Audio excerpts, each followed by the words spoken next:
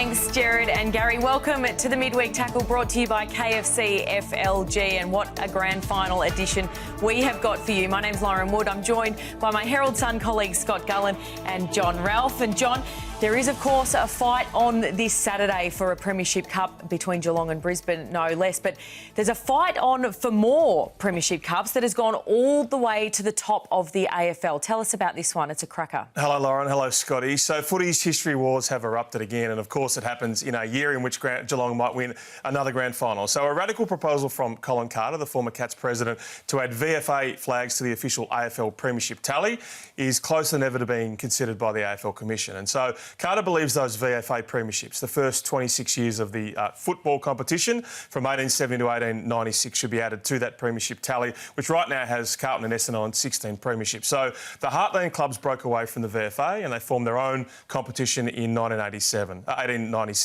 Geelong has the most to gain. Now, it would add 7 flags for a total of 18, with a 19th potentially on Saturday. Carlton would go to 22 flags, Essendon 20. Now, he's talked about this before. Why is it important now? Because that lobbying has got to the AFL's Heritage Committee, which has 2 AFL serving commissioners on it.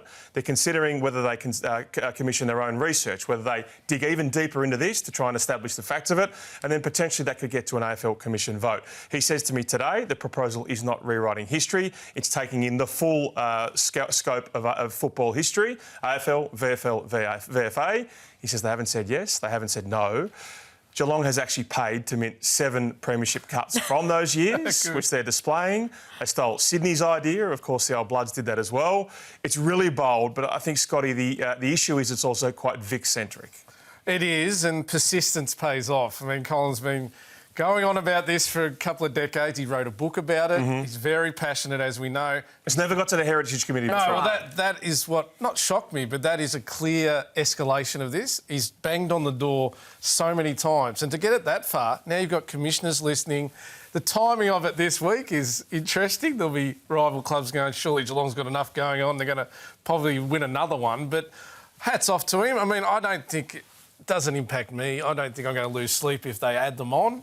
But there are others who aren't as open to it. Yeah, and I think the point of view, if you're someone like Port Adelaide, who is your own rich SANFL history, and they are separate premierships that don't get added to their tally as well, the critics would say that the VFA was so formative. They didn't even record points. It was a really different comp, that maybe it's about self-interest there. So, yeah, I think if that Heritage Committee could find compelling evidence once and for all, we could decide it.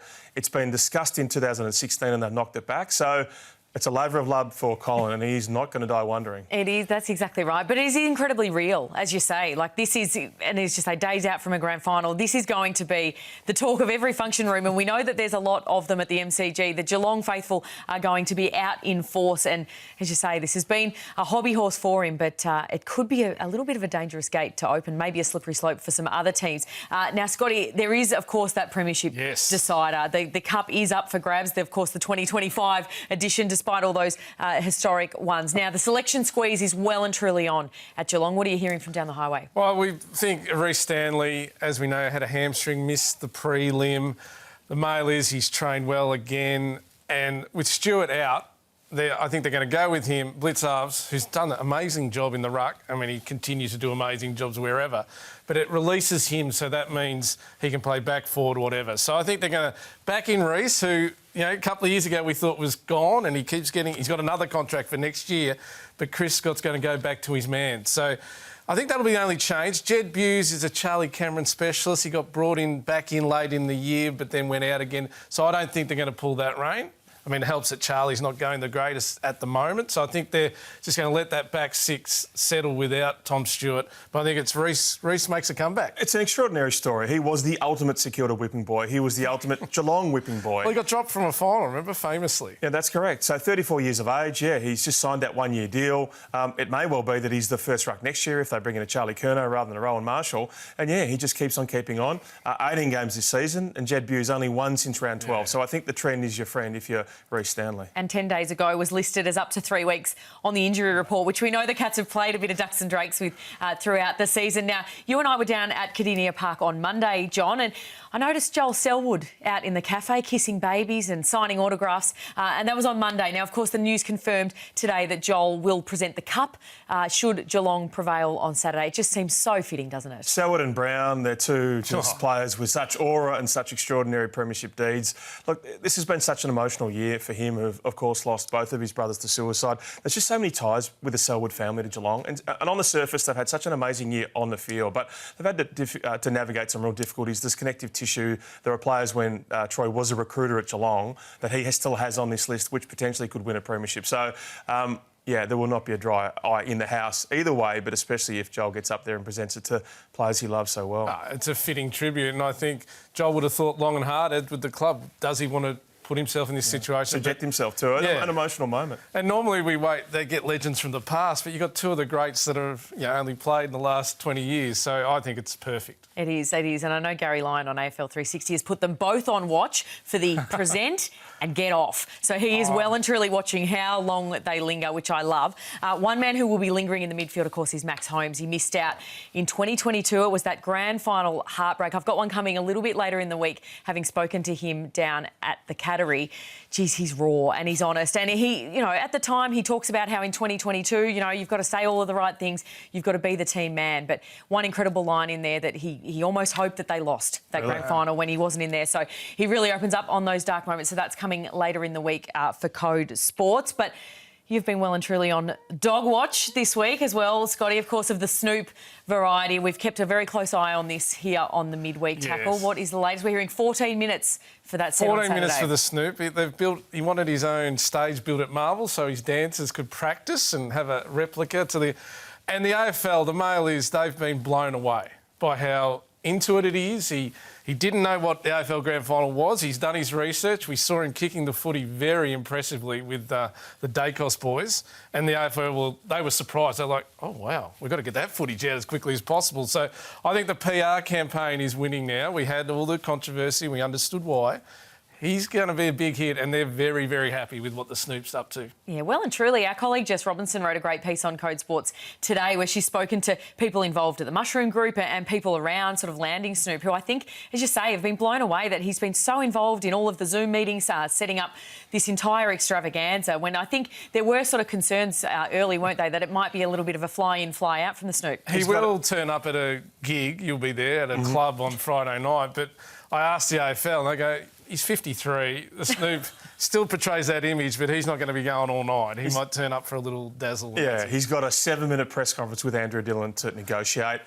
Just stadia lines, Jeffrey Boycott, none of the controversy. I'm happy to be here. I love the AFL. Richmond's my new team. Just don't stuff it up, Snoop. Yeah, another man who's courted controversy, of course, this season has been Bailey Smith. Now, he has officially made it to the grand final almost on Saturday without doing any media all season. But I just wanted to alert you guys to this one.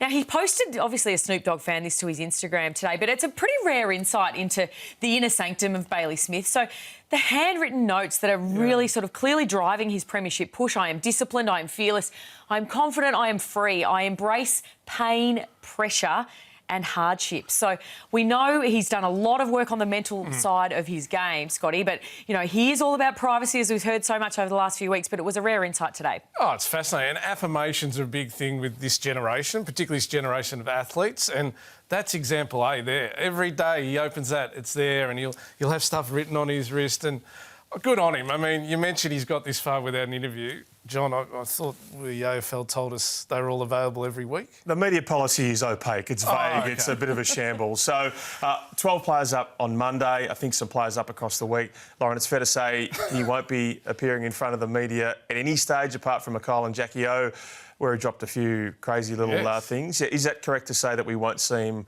for the assembled media. That's right. So Geelong released their final media update for the week today, which named its 2 players that will appear before the grand final parade on Friday. Bailey Smith, not one of them. My understanding, talking to a few people at Geelong, is that it wasn't through a lack of trying, but the 2, I guess, interviews that Bailey has completed this year, organised through his management, obviously one on a podcast and then one on, as you say, KISS 101 on Monday. So no traditional media for Bailey, wire to wire, from arriving at Geelong right now to grand final day. But of course, if you do win the Norm Smith, boys, you are required to attend the press conference, so it might not be over just yet. John, we were at the All-Australian where you had that revelation, and he speaks quite well. Like, that's the thing. That was the Dustin Martin thing. When they actually do it, they're very good. But will he wear the sunglasses at the parade? The famous, infamous sunglasses. I think if you want to make a case that he's a law unto himself, you could say that. Yeah. But I would think that the young, cool kids at Geelong would say, we don't care. We engage with our fans without the middlemen, which is you and I, Scotty. And they might think as well he'll be asked straight away about the photo issue with the Geelong Advertiser photographer. So they would say, we don't care what you think.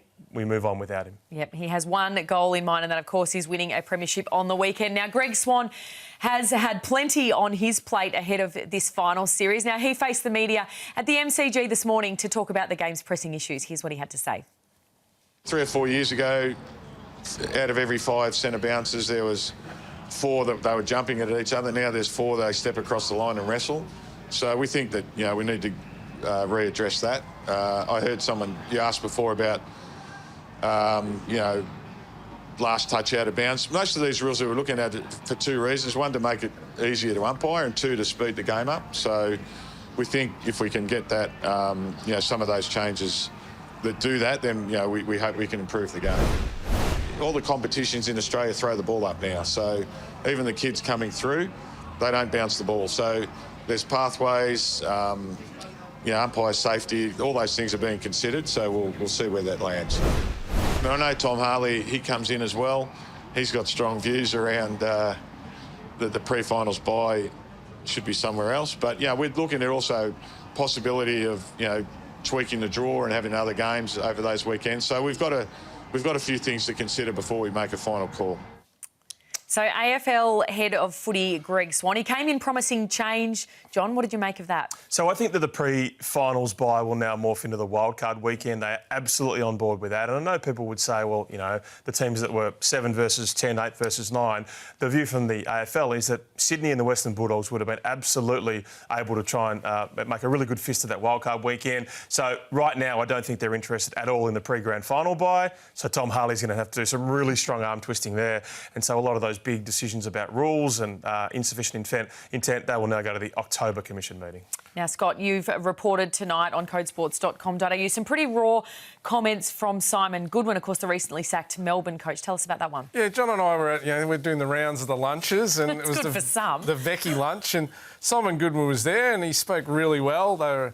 He was on with Adam Simpson and Patrick Cripps, and he was asked about, you know, leaving Melbourne, and he conceded that he needed a break. He knew that he wasn't, going at his optimum level of coaching. So he conceded that the timing worked for him. And he also said, not long after answering that question, that he's ready to go again. We know he's moving to Sydney to be director of coaching, but he wants to have another go. But it was just very interesting, Ralphie, how he said he's had 8 weeks to think about it. So if you asked him 1 week afterwards, it would have been different. But he's gone away, he's written a list, he's had all affirmations, all that sort of stuff, got a long list of what lessons he learnt from this time and his journey, and now he's come up with the fact that I think it was right timing. I thought it was compelling listening from the former Melbourne coach and the premiership coach. And I think if I was someone out there in coming years who would think, do I want him as my next senior coach, I'd say potentially yes, because he had so much self-analysis, so much insight into his own performances and the weaknesses and the strengths. Talked about, you know, the disease of me and not being able to find a true purpose for this club after the 2021 premiership, after you get to the top.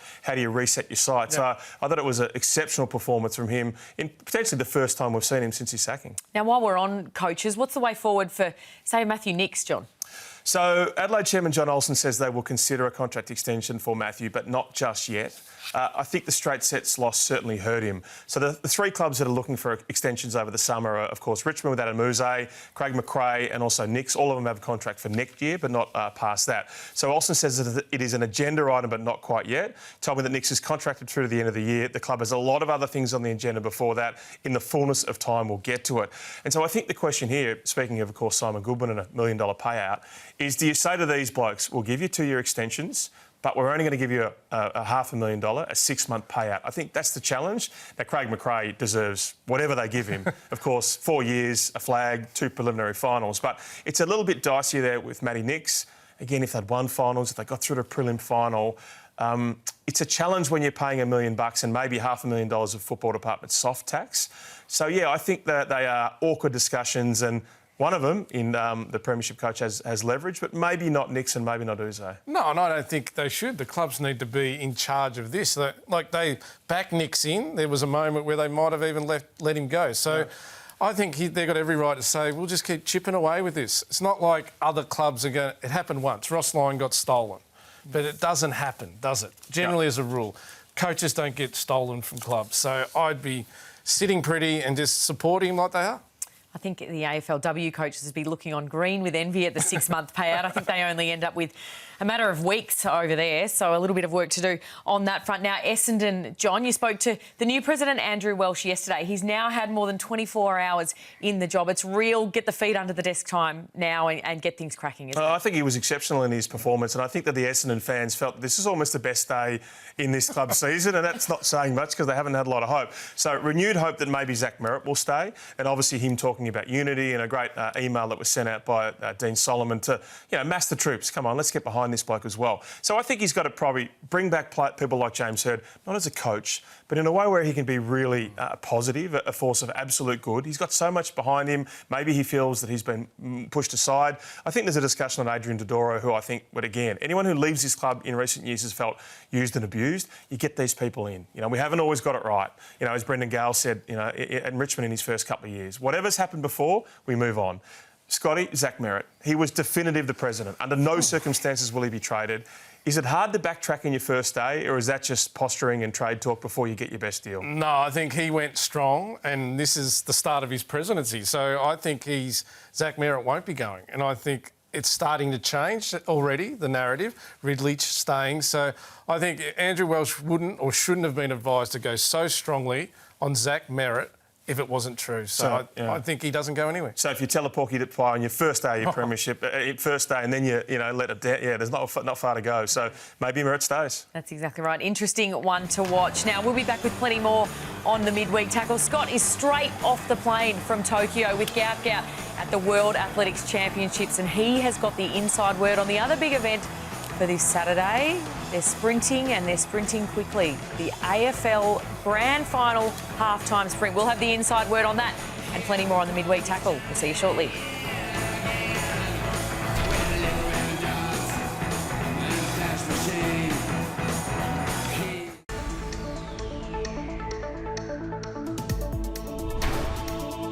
Welcome back to the midweek tackle. More on the grand final shortly, but it's time to get the trade latest. John, Jamarra Merrett back in the headlines again today, and it looks like the Suns could have some interest. Yeah, we had a bit of fun a couple of weeks back. We told you the Suns are interested. We thought maybe he'd live with Damien Hardwick. It's not out of the bounds of possibility, but certainly it has emerged that they're even stronger. They're kicking tyres. They're not yet committing any interest there. The Dogs will do anything to get Mara's salary off the books. Here's the issue. So when Ben Cousins came to Richmond, he was at rock bottom, and they were to put really specific parameters in place, drug tests a couple of times a week. Now, Jamarra's issues are very separate, of course, to Ben Cousins, but could they still put those things in place 15 years on? Could you give him fines if it was that he didn't miss training? Of course, he didn't get penalised for, let's face it, not turning up for most of the year at the Dogs. Could you say if he doesn't show the required professionalism, we can breach his contract? Would you say that you can't associate with certain people that are not the right people for him, Scotty? I think they're the questions you'd want to know if you're Gold Coast, because you don't want to bring him in and then can't get him out if he's not a positive influence. Well, this is going to test how much Jamarra wants it, because that's exactly what's coming his way. You want to save your career, OK? The money, we're going to throw that up and we're going to set up a new parameters, like you mentioned. The key to him is he has to get out of Melbourne. I think we all know that. He's a lot better than he was this time last year, so I think a lot of the issues you don't count them anymore. So you feel like he's made real progress? Absolutely. Even though the Bulldogs thing he'd gone too far. So he lost trust and he was never going to get it back. They would never let him back. So it was just 0-0 draw there for a while. So that's just been allowed to play out. But a new club, and I've said this all along, come October trade period, you watch them jump out of trees for this kid. He's had 1 year out, so you treat it like a knee reconstruction, you back your system in and you get him out of Melbourne. So all his mates who, people talk about being well, they're not going to come with him to the Gold Coast. They're not going to come with him to Sydney. So I think it'll definitely happen. And the Bulldogs they're going to end up with what sort of pick? Seriously, what? 70. Oh. They don't mind. They don't mind. They want to move on from it. And he will be a good player. Unless it becomes a bidding war with 5 clubs, I don't think there's anywhere near 5 clubs interested, and it might well be the Gold Coast the only club interested. One last question. How's the Gold Coast, how does he fit in that play? Like, they've got 2 young tools, they've got a great full forward. Where does he play? So I think their only issue is that, yes, you can absolutely play at centre-half forward, but Jedwalder only has 1 more year in his deal. Now, there's talk about interest back at West Coast. I don't think he wants to get back there. But if all of a sudden he sits on the sidelines for another year, well, I think then every other club, including Carlton, has a real crack at Jedwalder. That's a complicating factor. What about George Stevens, quickly? Yeah, from one big name to George Stevens. He got a Brownlow vote last night. Did he really? There you go. Georgie, he's South Warrnambool boy. He's a ball magnet in the VFL. And it's a classic case. He's in the best team in the comp and he's the next midfielder up and he's not getting much of a go. Opposition clubs are watching the VFA going, he's a very good player. He gets mid-20s every week. He's a bull. So Adelaide Crows, they've come out and because they want to strengthen their midfield. We saw what happened. That's clearly their issue. And this kid's got a lot of talent. And the Cats don't want him to go, but I think they know he's one of those ones who's going to get too good an offer, and with goodwill, I reckon you might see him at Adelaide. Now take us back to the grand final, of course. My favourite ferry stop in Victoria, Queenscliff, no less. Beautiful town. They've got a great connection to the Premiership decider. Well, this is a quirky one. The Queenscliff Cooters. They've never had any AFL players. Say that again. Cooters. It's not Cooters. I'll leave it like that. Like it. Jai Clark, the youngster who's just got in at the right time. He's from there. And Darcy Gardner. So 2 ends of the spectrum. Queenscliff's got 2 playing in the grand final. John, I bet you didn't know that. Jai Clark, amazing training form. It gets him in. He has a fantastic role off the sub. Again, even the people you think might be bust at Geelong turn into potentially premiership players in a couple of days' time. Awesome. 1 ferry terminal, 2 grand final players. You're well across that one. You are well and truly across the sprint. You are our athletics correspondent at Code Sports. As I said before, straight off the plane from watching Gout in Tokyo. And are we actually going to see any real talent on the MCG? Because we know this is prime hunting ground for ticket hunters, the guys that just want to get into the G on grand final day. Well, I couldn't convince Gout to actually run in it, not even against that thing on the fence that chases. Well, he's not running. Why'd they pay money to turn up? He's got the pistol. He's been practising the pistol in Tokyo. He's ready to fire the gun. He's taking the pistol, I'll tell you what. So it's the Telstra halftime this year. There's no heats, any of that rubbish. They're handpicked Harry Garside, the boxers there. Now, I'm not sure boxing and running, but he claims he's quick. Is anyone running, Scott? I can reveal. Maurice Rioli and Bo McCreery, a former winner, they're there. This is the one who might be Toby Green. Right. So he's the Ben Hudson. You labelling him ticket hunter. Yeah, he's the Ben Hudson who rolls in about 28 seconds. He drops the baton. He gets his couple of tickets. Toby Green will be one of the 8 runners. So I'm not sure we're backing him to win, but Gout will be there starting the game. Here's what we do. We let Gout go. Maurice Rioli, you know what he likes? He likes a target. Yes. So you set him off and he will drag down Gout. Might do a handy, mind you, with the Commonwealth Games only 10 months around the corner, which you'll be at, of course, Scott. And the winner, Telstra are going to send $5,000 to the club of the winner. So great. Yeah, it's going to be fun and Gout will be there. All's well that ends well. Bo McCreery did have Wacky Wednesday today, though, with Collingwood, so that could be one to watch. Now, we can't forget about AFLW this weekend, and it is a massive weekend. You can't help timing, but we have got our first 2 players to reach 100 AFLW games this weekend, boys. It is quite remarkable, though. After 3,156 days of this competition in existence, Ebony Marinoff and Ali Anderson, they have played exactly the same amount of finals. Neither one of them have ever missed a game in more than 10 seasons of this competition, and they are going to play their 100th AFLW game at exactly the same time. No one hits 100 games first. Their matches are scheduled at the same time on Sunday. It's an incredible feat from both of them. They have just been absolute stalwarts of this competition. Who has been the best AFLW player across that time, in a time where, again, these 2 great female representatives have played 100 games? Well, I think Ebony Marinoff would stake a claim for that. She was the first season Rising Star. She's a league BNF winner. It's very, very tough to go past the impact of Erin Phillips. I know she's been retired for a couple of years now, but she's going to take a bit of beating there. Who? Oh, at the moment, yes, I think it could be Jasmine Garner. Okay. I think she was the number one in my top 50, and she's very, very tough to catch this season. Now, membership, a lot of people signed up after the 2-vote performance of Naswanganeen Millera. Is there a little sting in the tail there? This is just a little bit of a warning for anyone who signed up on those cheap memberships earlier in the year, which we alerted people to.